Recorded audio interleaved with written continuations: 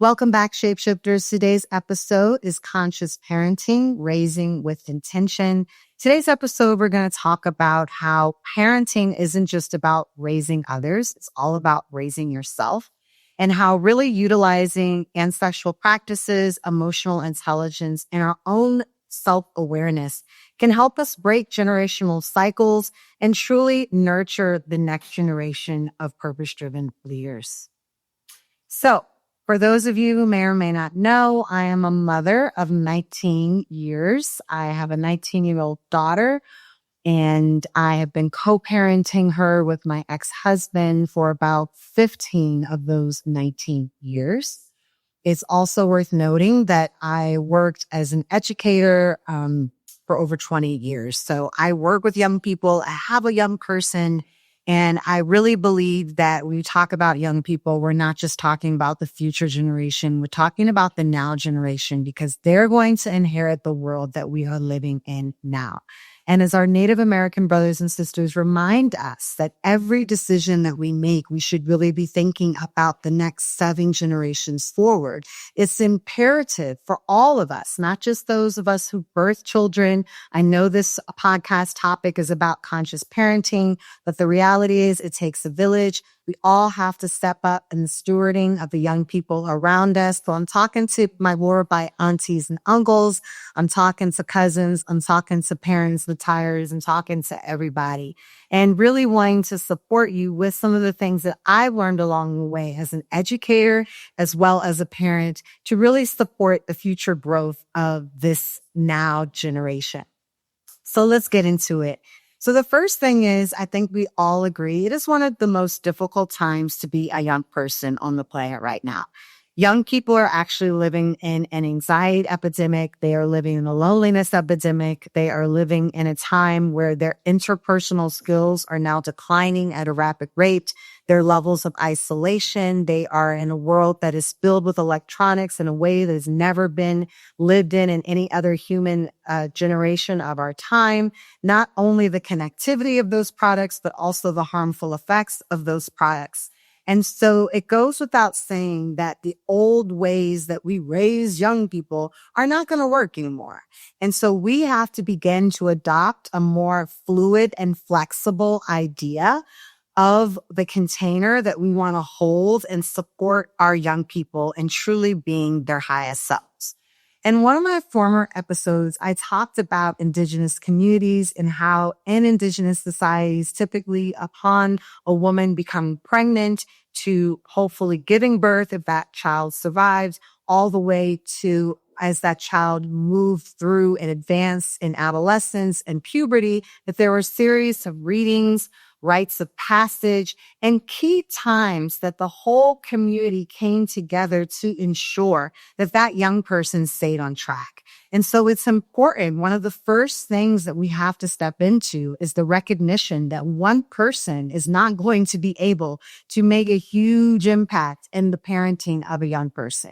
So when I hear people say, oh, I can have a kid on my own. I don't really need a partner. I almost kind of gasp, because I'm thinking, what a disservice you're doing to that young person. And this show is really all about tapping into those ancient principles of those who came before us as learnings for how we need to move forward. And so one of the biggest challenges that we have as it relates to young people is we just don't have enough hands supporting and surrounding our young people. And we often are living in this isolated society. We have more single parenting. Even children, when they're in home with their family, are in another room on a device, right? People are more separate than ever before. And that separation is really one of the things that disconnects our young people. And so it's important when we talk about our own lives, our own leadership, and our own advancement as a society, that we remember that we also have a responsibility to make sure that our young people are taught the proper ways of being so that they can benefit and take advantage of society in a way that maybe former generations were not able to. So it's also important to recognize that this is one of the most exciting times to be a young person, that young people have access to everything literally at their fingertips. And with the right toolbox, we literally can create one of the best, most self-aligned, emotionally intelligent, vibrant, well, confident, spirit-driven, purpose-driven generation of our time. We literally have the potentiality to create that. So let's get into my own personal motherhood journey. I got pregnant in my late 20s and I was married to my ex-husband at the time. And I guess you could say we were militant. We didn't know we were militant. I don't think we used that language. But when I look back at many of the things that we did, they were militant and they were radical. Um, I come from an African American Southern background. My ex-husband comes from a West Indian background. And if you know those backgrounds, you know that they're very traditional. I grew up in a very Christian household. So did my ex. And so we both had our own personal awakening before we met. The awakening as it related to loving our own self, loving our own culture, being pro-Black, eating healthy food, living well, and really decolonizing our minds from a Western rhetoric. So we were very clear that we did nothing else, even the relationship didn't last, that we were going to create a new type of human. And that's something that I'm very grateful that even though our relationship didn't work out in that same form, that we both had a shared vision value-wise of what was important to us in terms of the way that we wanted to. And so that meant that we were all about breaking generational curses. And that would be one thing I think for all of us, if we are in a child's life, knowing that many of the issues that we're dealing with right now, we can directly trace back to our child. It is not a secret. When you want to see why people are the way they are, all you have to do is go back to their childhood. So we know that childhood is so important, and it does not start when the baby comes out. A mother is the first teacher of a child. That child is listening to the mother, is eating with the mother for the first 9 months of its life. We also know that the brain of a child is developing at the fastest rate it ever will for the first 3 years. And so the early days of having a child are so precious and are so important. And so for that reason, it was very important to us because we did not believe in mainstream medicine. We did not believe in vaccinating our child. We did not want our child's first vision to be them opening their eyes to fluorescent lights, being wrapped up in some blankets that I don't know have been washed how many times, being surrounded by strangers. So we decided that we wanted to have a home birth. I know home birth is not even something that everyone can do, so it's not a judgment. I'm just sharing our personal world sense. It was very important that our daughter was birthed at home, that she was birthed in love, that she was birthed in a community and an environment of peace and stability. And that literally is what happened. I ended up having a successful home birth. And so our daughter was born natural. I was vegan when I was pregnant. So she was eating some of the highest quality food. I was not under a lot of stress. I had an amazing support system around me. I had a beautiful midwife who was also pregnant at the time, who was someone in my community. And when I think back of how bold that was 20 years ago, one of the things that made it so simple for me to have a home birth was because I had 6 other girlfriends who had already been pregnant before me who also had home births. And that I was in this village, if you will, of Oakland, California, of Black women and Black midwives and women of color who were able to come together in their motherhood practices, share their ideas, and just come together with a different level of intentionality as it related to being a parent.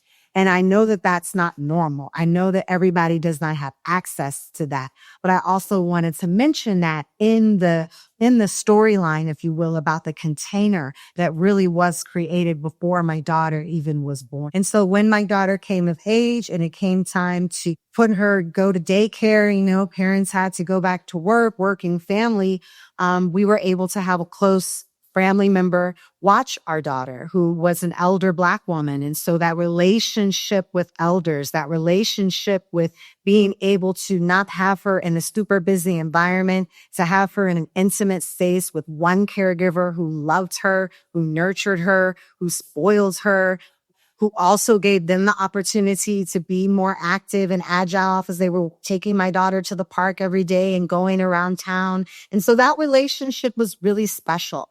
And my daughter went from there into a series of African-centered preschools, African-centered. So she always was taught, one, that she comes from a people of greatness. That history of those people of greatness did not start at slavery, that her people were literally the founders of civilization, that when she called her teachers their names, she called them Baba and Mama, that they poured libation before they started the class day, that they were surrounded by stories and leaders that looked like them, that had the same hair texture as them and the same skin color as them. And so all of these ideas of self-hate, of colorism, of not saying that my daughter did not have to encounter those, but she was birthed and reared in an environment from her very, very early ages that reflected her, that uplifted her, that believed in her and saw her brilliance in her, and not just saw that brilliance, but affirmed that brilliance on a day-to-day level.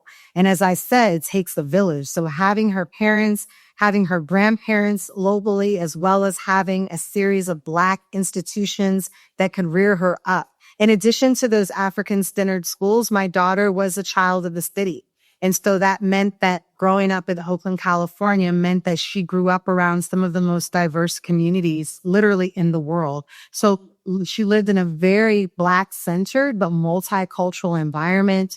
And I mean multicultural in terms of race, in terms of ethnicity, in terms of language, in terms of sexual orientation, diversity in terms of food choices, diversity in terms of ideas. As we learn in Ifa, the word for child, and our word for child is genderless in the Yoruba language. Omo means to mold. It means to shape. And so part of our job as older people, as elders, as adults, is to shape and to mold our children. And that diverse experience and exposure to a multiplicity of experiences and of backgrounds, but still rooted in the idea that you are the beginning, you are beautiful, you are everything, so you can appreciate the multiculturalism around you. I grew up the opposite way.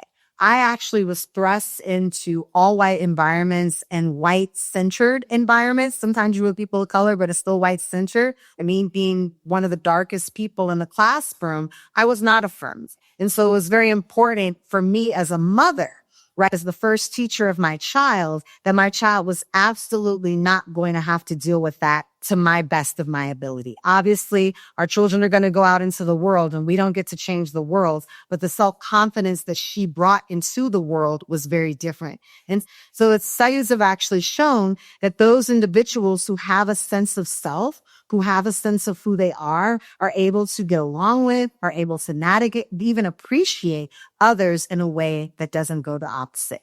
Even down to her last name. Both of us come descendants of African slavery in the Caribbean and in the States. And so we knew that our names, they were connected to slavery. And so we took the very radical approach of giving our daughter a completely new name. We were like, you are the cycle breaker. I told you he was militant. You are the cycle breaker. You get a new name. You are still connected to us, but we're not going to limit your brilliance to these white slave names that have been passed through our Black families. We're going to give you a brand new name because you represent something different. So all of that fell under the bucket of breaking generational curses. So also emotional intelligence. And emotional intelligence is really giving young people agency, responsibility, and accountability. We never let the age of our child dictate the possibility of what she was able to do. So we made sure she did things. Age appropriate chores started from the moment that she could talk. So I'm going to teach you how to brush your teeth, and then you're going to brush your teeth. We're all cleaning on a Saturday. Here's the cleaning that you can do. There was never a time where she did not understand that you have to contribute in this household. I think one of the biggest deficits of the children right now in this loneliness and anxiety epidemic is young people just aren't active. They're not playing outside because no one goes outside anymore. They're on electronics. And so they're not building up the muscle of agency, of getting that Kundalini energy to rise, of building up the chi, of receiving the dopamine hit, of actually accomplishing something that you had to struggle or have tension with, and then to get over the other side of achieving it. That actually builds up confidence, self-awareness, accountability in our young people. And when we do everything for them and we rob our young people of that opportunity because we miraculously think that once they turn 18 years old, that this magic is going to appear and they're going to now show up on time, talk and be confident and fill out applications or cook for themselves or clean their room. You haven't taught them anything. You have not omoed, you have not shaped the child. You're doing everything for the child. The child's telling you what to do. And somehow you think that's going to give them an advantage in this society? Let's just be clear of the societal conditions that currently face young people. Young people are now competing against every other person on the planet. When they go out for employment, they live in a global market. Anybody can get it. No one cares if they're American. No one cares if they're your child. They're going to be looking for the best person to do the job. We also know that young people are not going to be able to have one job, that most of us don't even have the ability of one job, that young people are more likely to be freelancing where they will have a portfolio of work, a portfolio of skills, a portfolio of projects, that the 9 to 5 is becoming obsolete. So if they don't have multiple skills that they can monetize and take to the marketplace, they will not be able to compete. We also know that when they get to that interview, when they get to turn in that application, they are going to need to have confidence. They are going to need to be able to speak to someone. They are going to be able to have to communicate who they are and what makes them stand out. But your child doesn't even know how to say hi to a stranger when they walk in the room. They don't have home train. So how are they going to have life train? They can't get off the screen for 2 seconds to focus on the things that are required to be a human being. You have to get up. You have to feed yourself. You have to clothe yourself. You have to keep your room and your space clean. You might have spiritual practices that you have to do. You didn't teach them any of those things. So we're literally raising children that are not going to have any navigational capital. You decided they don't have to have responsibility and that they don't have to be accountable to anything. Oh, they don't feel like it today. So what? If we only got to do the things we felt like doing, we wouldn't do anything. And sometimes we've now misconstrued agency as we give our young people agency over the wrong things. We should be giving them agency over opportunities to express their gifts in a healthy manner and to take on responsibility. But agency to make decisions over things you don't have enough of a context over. You haven't lived long enough. You might not know what's always best for you. I might ask you what you want to eat for dinner, and you might say a French fries and tater tots. But I know that you need some green leafy vegetables. So I'm not going to listen to that. We still, as parents and as the village, have the responsibility to mold and shape our young people with the positive choices. And so building up that emotional intelligence, having conversations, building their communication skills, expanding their vocabulary. So when you ask them what is going on with them, if they have a range of vocabulary words to pull from, to not just say, I'm fine, I'm good, I'm not good. Even some adults don't even have the vocabulary to truly express their emotions.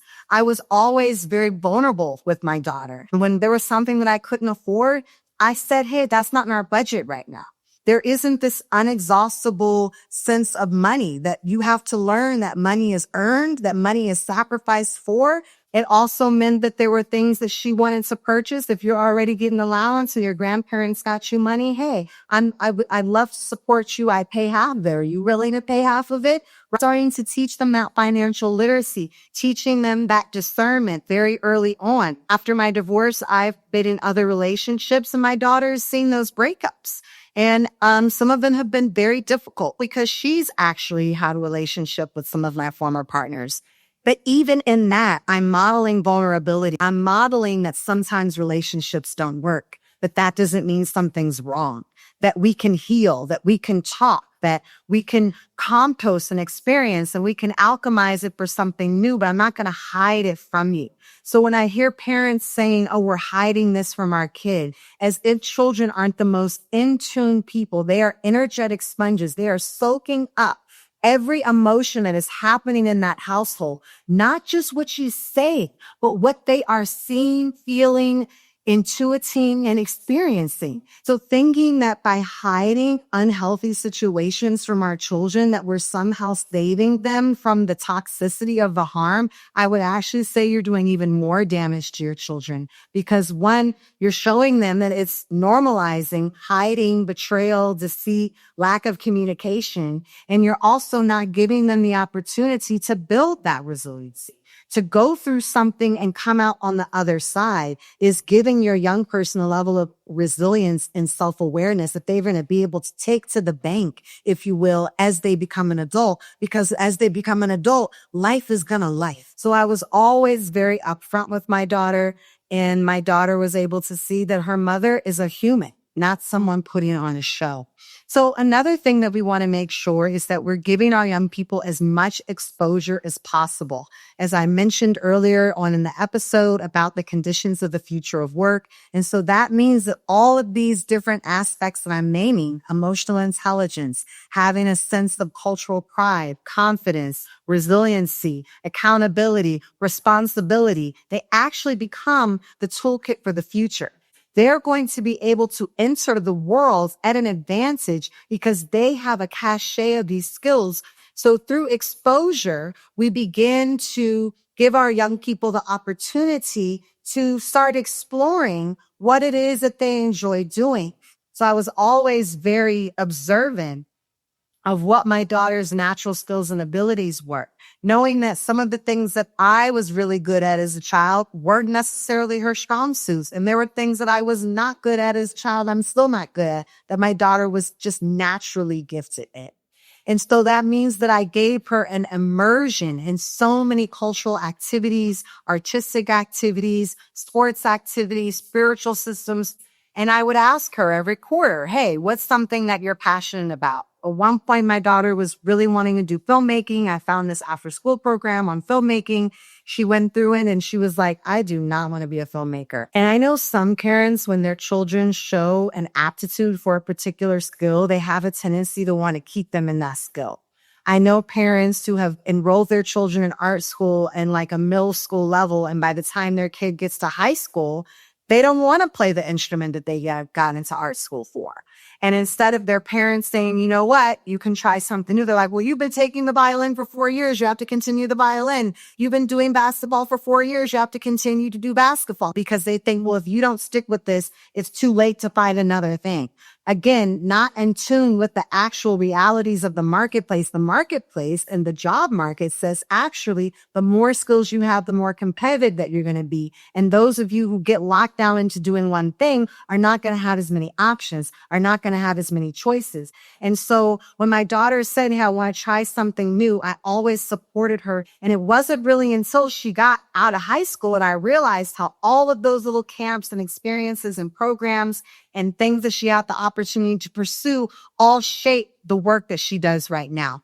And so making sure that we keep it fluid and spacious enough to give young people choice doesn't mean you get to start and stop. No, you're going to complete this program. So we can give you 3 months, 6 months, 9 months. Give them the window where they have to complete something and allow them to build those series of projects up so they can start tuning into what their special sauce is and what they really love to do. And that leads me to entrepreneurship. If there's any one mindset that we have to begin instilling in our young people is to be an entrepreneur. I never raised my daughter to get a job. Going to school to get a job was never something that we talked about in my household. We talked about going to school to refine your gifts and creating the career, creating the lifestyle that you want. And so that's a different mindset shift because one, it puts the onus on you rather than thinking that college or some job is going to miraculously give you the life of your dreams. And also means that our young people recognize agency earlier on and to start building up that cachet of skills because you don't have to wait, right, for the job to appear. When you bring a competitive skill set and special sauce to the marketplace, people want some of that skill set. And so building in that entrepreneurial mindset meant that I was always looking at my child as an investment, that I was investing in the people, the social networks, the environment, the skills, the training to support all of them bringing their gifts to the world. So by the time we got to that place of college, we had to really assess, was college going to be the highest leverage move for her? Because a lot of people go to college to figure out what they want to do in life.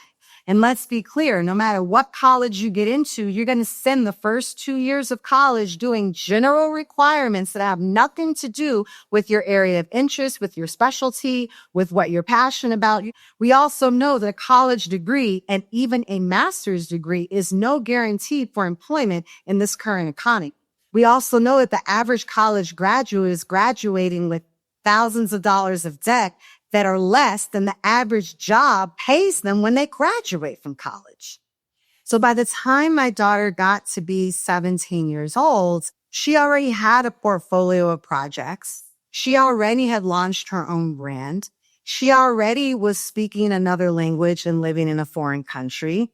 She already had a level of confidence, accountability, and responsibility. She had already graduated high school a year early. She already was volunteering in the industry that she wanted to work in building skills. She had already gotten yoga trained and certified in a skill. So what was college going to do for her? And so rather than placing her in a classroom, we placed her in the classroom of life. And so she was blessed that one of those volunteer opportunities through her network and her portfolio of projects, she was actually offered a position. We then used the money that we would have spent in sending her to college to relocate her to New York City, which was a city that her father's family is based in, the city where her industry is located. And now she's living there in a shared roommate situation. And we're paying a fraction of the costs that many of our friends are paying to send their kids to college to figure out what they want to do. And so that for us became more of an investment and more of a way to continue to shape and mold our child so that she could continue to bring her gifts to the world. On the moment that she was born, she was around spiritual ceremonies, the power of prayer. My daughter has her a hand of Ifa. She has her own shrines to maintain. So all of that cultural awareness and cultural skill set has really empowered her because we never dumbed her down. We understood from a very young age that she had everything that she needed in life and education. Just like we planted that seed, our job as parents, our job as adults, our jobs as community is to shape our children and mold them with the highest nutrients, the highest environment possible. And so the more that we can do that by rejecting and decolonizing those old ideas of what it means to be a parent, of what it means to raise a child, to empower children to truly be, as I said in the earlier, the best generation of our time. So when people talk about young people and they talk about the apathy of young people, I don't believe that rhetoric because I know that for every child of mine, there's children out there just like her that are being raised by purpose-driven adults just like you, and that we collectively are going to create a generation of young people who are going to lead us in to the future that we want to see. And so if you're in a young person's life, think about the simple ways, the simple shifts that you can begin to incorporate some of what you learned today into their lives. And I promised you we'll have a future that we can all be proud of, and they will be able to be the stewards of us. Because one of the reasons we want to take immaculate care of our children is because our children will be the ones to take care of us when we become elders, and even when we transition into the next realm, when we will become ancestors. So who will be chanting our names? Who will be the ones that keep our shrines alive if we don't impart this critical knowledge to our young people? And it starts today. All right, shapeshifters, that's what I have for you today. Until next time, keep shifting. Bye.